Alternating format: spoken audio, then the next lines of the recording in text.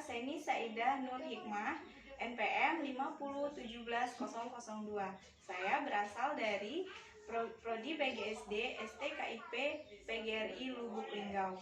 Baiklah, di sini saya akan mensimulasikan RPP saya dengan menggunakan strategi 221, yaitu 2 pembelajaran 2 kelas dalam satu ruangan, kelas 5 dan kelas 6. Selamat menyaksikan. Selamat pagi anak-anak. Pagi, Bu. Assalamualaikum warahmatullahi wabarakatuh. Waalaikumsalam warahmatullahi wabarakatuh. Apa kabar kalian hari ini? Alhamdulillah, luar biasa. Allahu Akbar. Baiklah, pembelajaran hari ini kita digabung ya, kelas 5 dan kelas 6. Baiklah, sebelum kita memulai pembelajaran, ada baiknya kita berdoa terlebih dahulu. Silakan ketua kelasnya kepada Novelia. Silakan Nak dipimpin berdoanya. Berdoa mulai. Amin. Selesai. Oke, baiklah. Siapa yang tidak masuk hari ini? Masuk Masuk semua ya. Iya, Alhamdulillah. Semangat kan kita belajar hari ini, kan masih Semangat, pagi. semangat, Bu. Baiklah, sebelum kita memulai pembelajaran, kita menyanyikan lagu Garuda Pancasila terlebih dahulu ya. Hafal semua kan lagunya? Hafal. Baiklah, di sini Ibu yang akan memimpinnya ya. Oke, kita mulai 1, 2, 3. Garuda Pancasila, akulah pendukungmu. Patriot proklamasi, sedia berkorban untukmu. Pancasila dasar negara, rakyat adil makmur sentosa, pribadi bangsaku. Ayo maju, maju, ayo maju, maju, ayo maju, maju. Baiklah, kita sudah menyanyikan lagu Garuda Pancasila. Oke, di sini yang untuk kelas 5 kita belajar kelas 5 kita belajar tema 1, yaitu organ gerak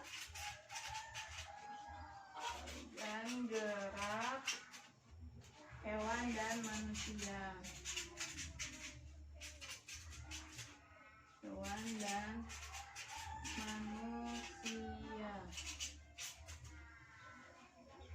Subtema 1, pembelajaran ketiga. Nah, di sini Ibu akan menjelaskan materi terlebih dahulu. Ada yang tahu nggak sih Pancasila itu apa? Pancasila negara. Iya, benar sekali. Jadi Pancasila itu adalah lambang negara Indonesia. Jadi Pancasila itu merupakan ideologi dasar negara Indonesia. Jadi Pancasila itu dilambangkan dengan burung Garuda Pancasila. Nah, di sini Ibu ada teks yang harus kalian baca nanti ya. Ya, Bu.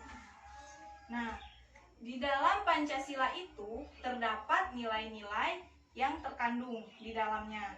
Nah, yang pertama itu, sila pertama itu ada ketuhanan yang Maha Esa. Ayo, sila pertama itu dilambangkan dengan apa? Padi. Iya, sila pertama itu dilambangkan dengan bintang. Yang bunyinya ketuhanan yang Yang Maha Maha Esa. Esa. Nah, nilai yang terkandung dalam sila pertama itu ada mengimani adanya Tuhan yang Maha Esa dan mengikuti. Terus kita itu harus saling menghormati satu sama lain, memiliki rasa toleransi. Nah, contohnya kita harus saling menghormati itu, kita misalnya Anis, Novel agamanya Islam, Anis agamanya misalnya Kristen. Nah, di dalam berbeda-beda ini agama ini, di sana kita harus saling Toleransi, menghormati, menghargai walaupun berbeda. Iya, berbeda agama, berbeda suku, ras ya, dan lain-lain. Jadi kita di sini harus saling menghormati. Terus memiliki rasa toleransi. Memiliki rasa toleransi itu coba yang seperti apa? Apa ya Bu, toleransi? Saling tolong menolong itu toleransi bukan Bu? Pendapat. Toleransi itu kita tuh harus menghargai Pendapat pendapat orang lain. Nah, yang kedua itu sila kedua itu ada kemanusiaan yang adil dan beradab. Nah, nilai yang terkandung dalam sila kedua ini itu ada seluruh rakyat Indonesia memiliki hak yang sama di mata hukum, agama, dan masyarakat. Jadi kita sebagai warga negara Indonesia dan sebagai masyarakat tentunya, nah di sana kita memiliki hak yang sama. Kita memiliki hak asasi di mata hukum, agama, maupun di masyarakat. Tidak ada yang dibeda-bedakan. Selanjutnya, tidak ada perbedaan sosial, misalnya perbedaan miskin ataupun kaya, itu semuanya sama saja. Ya. Terus saling menghargai pendapat tadi juga, menghargai pendapat temannya, menghargai pendapat orang lain walaupun kita berbeda pendapat. Jadi kita tuh harus di sana itu menghargai ya. Terus yang sila ketiga itu ada Persatuan Indonesia. Nah, Persatuan Indonesia ini apa sih Bu? Persatuan Indonesia ini menggunakan bahasa Persatuan Bahasa Indonesia, yaitu bahasa Indonesia yang sering kita gunakan dalam sehari-hari seperti di sekolah, ya kan? Nah, itu nggak mungkin dong kita harus misalnya memakai bahasa Jawa, Sunda, ya kan? Kalau dalam lingkup ini, mungkin kalau dalam lingkup ruangan masyarakat misalnya mungkin menggunakan bahasa daerah masing-masing. Tapi bahasa yang bahasa persatuannya itu adalah bahasa Indonesia. Oke, terus ada yang bahasa persatuan Indonesia juga menggunakan bahasa. Terus cinta terhadap tanah air. Nah, cinta terhadap tanah air itu contohnya seperti apa sih? Itu upacara Bu. Iya, upacara memperingati hari Pahlawan. pahlawan, Kemerdekaan kemerdekaan Indonesia itu harus selalu kita ingat. Selanjutnya, berjiwa patriotisme dimanapun kaki berpijak ya.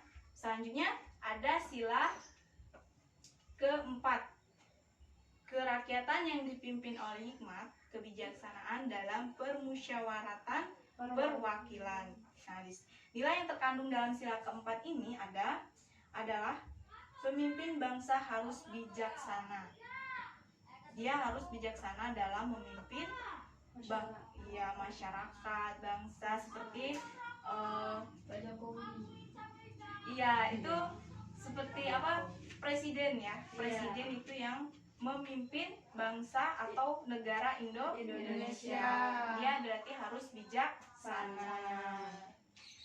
Selanjutnya, keputusan bersama harus diambil melalui musyawarah. Nah, jadi kita harus bermusyawarah terlebih dahulu dengan teman-teman kita nih ya anak-anak. Kalau kita mau memutuskan segala sesuatu hal dalam, misalnya kita ada kerja kelompok nih ya di sekolah, kita mau gini gitu ya. ada ini. Tapi kita harus musyawarah terlebih dahulu, tidak bisa harus saya maunya duluan begini-gini, nggak bisa, karena kita harus bermusyawarah terlebih dahulu agar lebih baik lagi ya kalau bermusyawarah itu. Nah, selanjutnya sila kelima, keadilan sosial bagi seluruh rakyat Indonesia. Nah, di sini yang terkandung dalam sila kelima itu ada harus menghormati hak dan kewajiban setiap orang. Nah, selanjutnya kita tadi sudah belajar Pancasila ya. Tahu nggak sih anak-anak, ternyata Indonesia ini mempunyai letak geografis loh. Nah, di sini Ibu punya media yaitu peta. Peta atau peta? Peta. Nah, tahu nggak anak-anak, ternyata ya letak geografis Indonesia itu terletak di antara dua benua. Ada benua Asia. Iya, benua Asia dan benua Australia. Nah, selanjutnya Indonesia juga terletak di antara dua samudra ada Samudra Pasifik dan Samudra Hindia. Serta Indonesia terletak di antara Samudra Hindia dan Samudra Pasifik. Jadi, letak geografis Indonesia itu ini ya, terletak di antara benua Asia dan benua Australia. Kemudian dihimpit juga dengan Samudra Hindia dan Samudra Pasifik.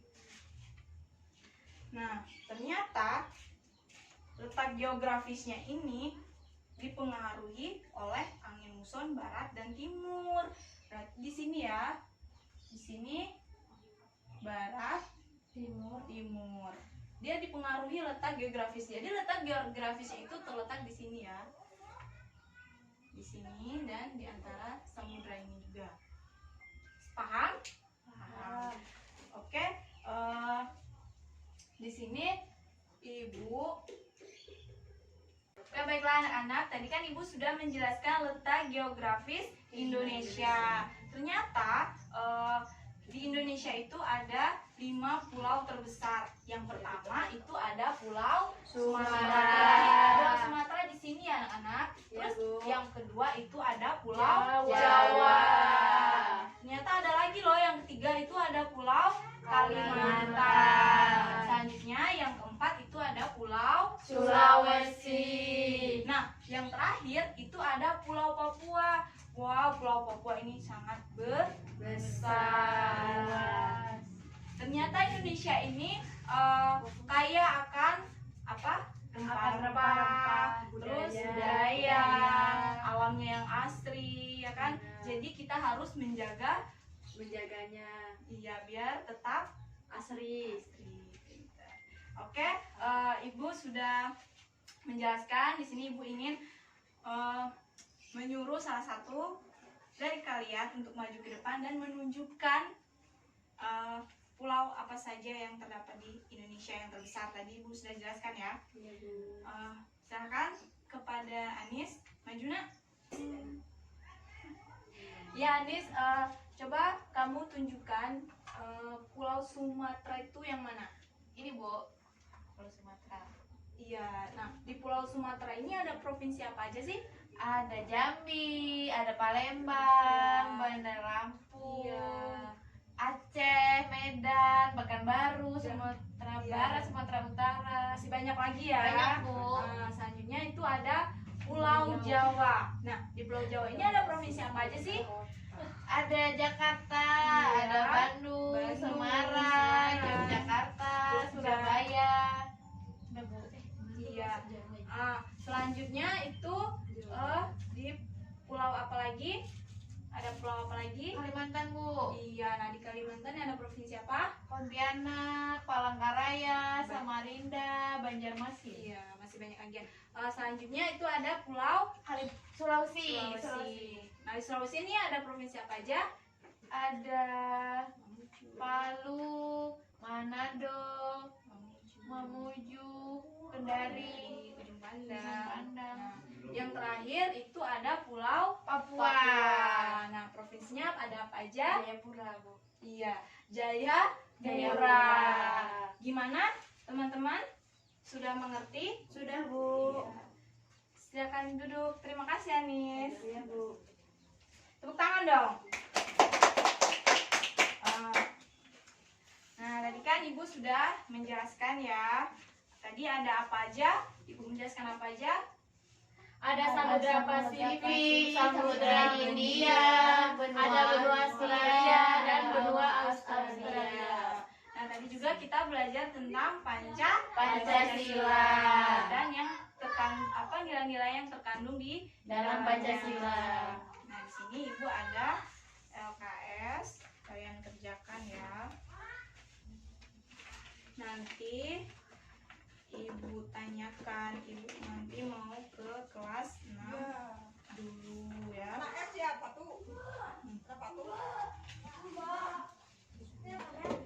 Hari ini kelas 6 belajar kelas 6.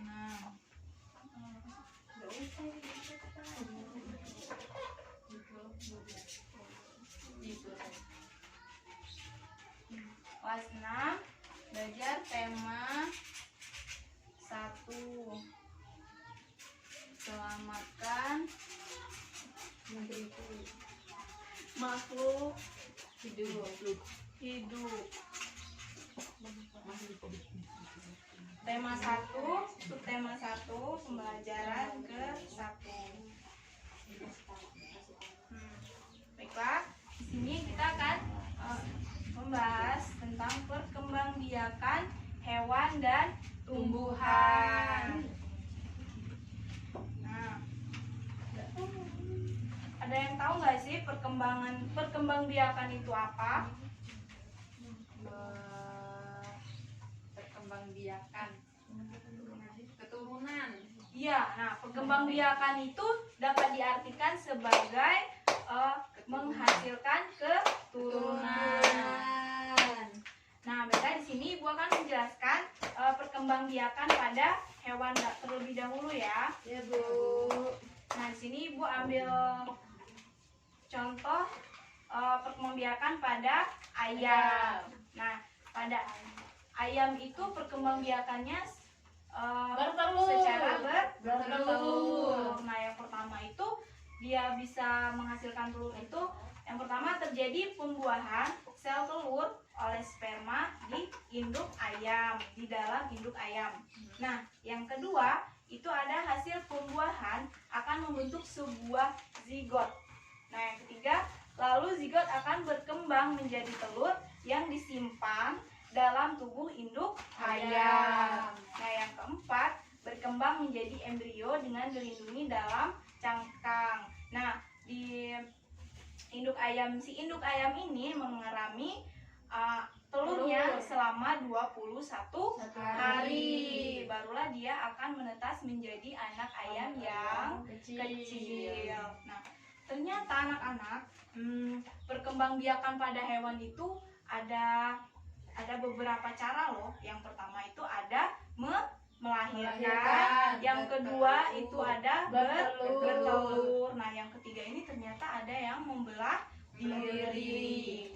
Melahirkan ini disebut dengan vivipar, sedangkan bertelur itu disebut dengan ovipar. Kalau dia bertelur dan melahirkan itu dinamakan dengan ovovivipar. Nah, yang membelah diri ini ternyata adalah amuba. Tahu kan kalian amuba?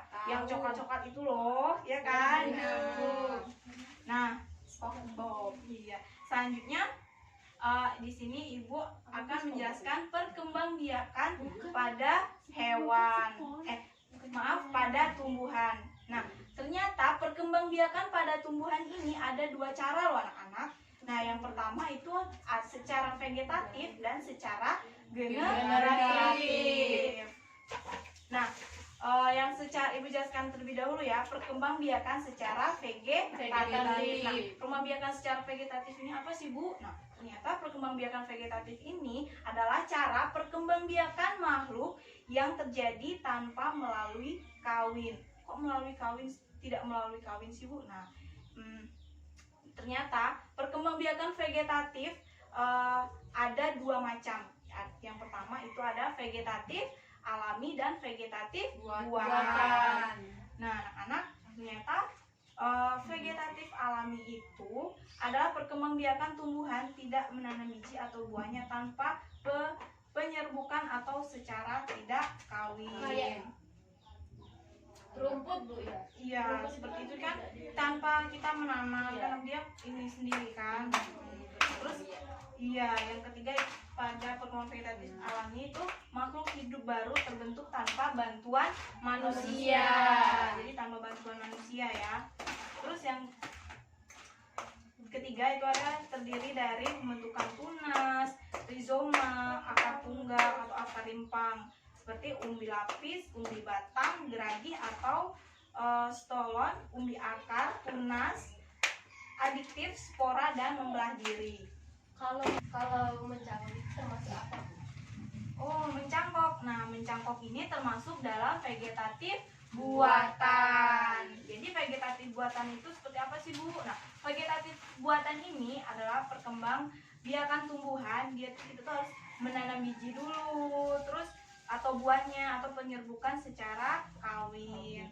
Jadi ini yang kedua itu makhluk hidup baru terbentuk bantuan manusia. Itu seperti kita contohnya itu Menanam cabai dari bijinya. menanam ya. Nih, contohnya ini ada pisang. Nah, pohon pisang ini berkembang biak secara apa sih? Tunas. Iya. Iya. Pohon pisang itu berkembang biak secara Bertunas. Ini tunasnya ya.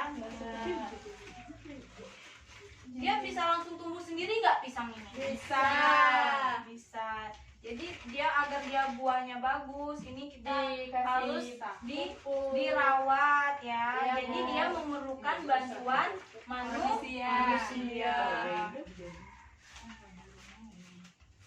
Kayak bambu ya, Bu. Iya, dia bambu juga itu bertunas.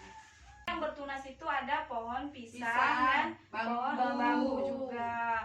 Nah, selanjutnya di sini ada perkembangbiakan secara generatif. Itu contohnya perkembangbiakan generatif itu pada bunga sepatu. Kalian pernah lihat kan bunga sepatu yang warnanya merah? Iya. Oh.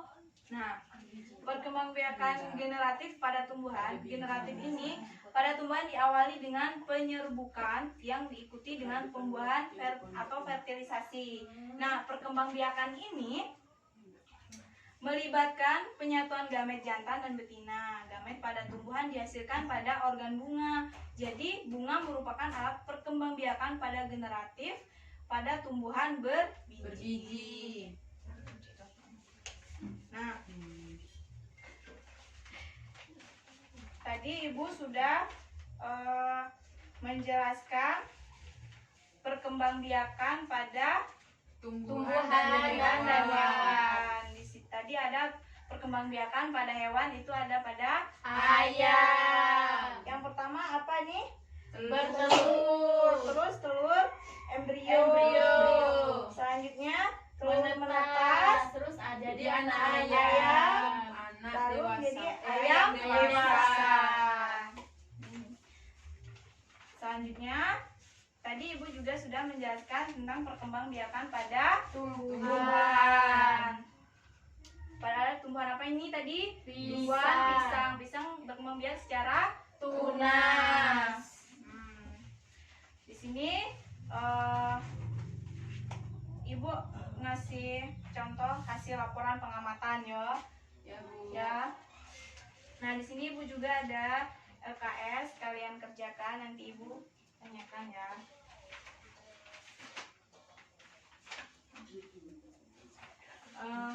Bagaimana kelas 5 sudah selesai? Sudah, Bu. Sudah.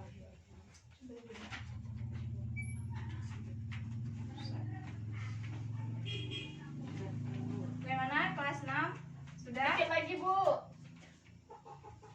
Ubur-ubur. Ubur-ubur bertelur.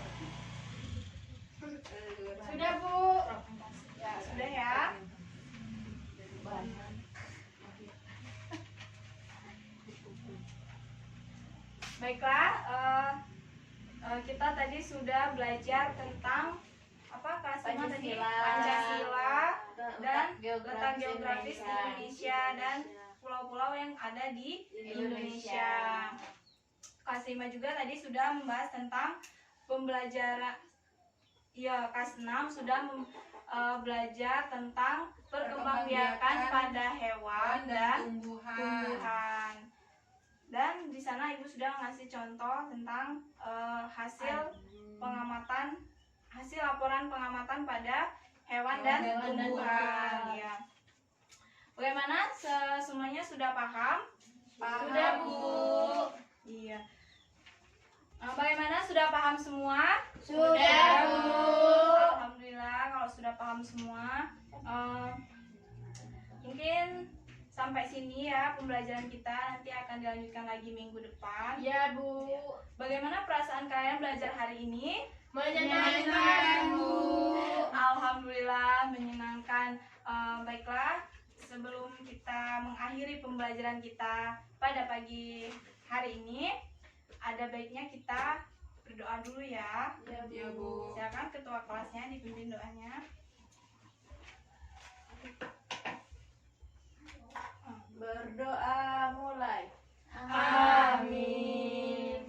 Oke, baiklah. Terima kasih untuk ketua kelasnya. Baiklah, di sini Ibu akhiri. Wassalamualaikum warahmatullahi wabarakatuh.